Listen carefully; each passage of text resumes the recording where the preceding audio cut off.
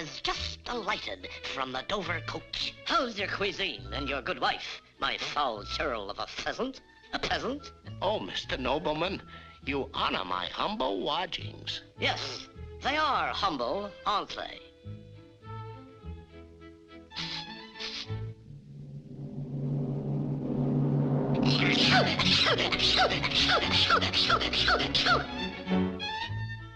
My room, Bumpkin. I'm pooped. Yeah,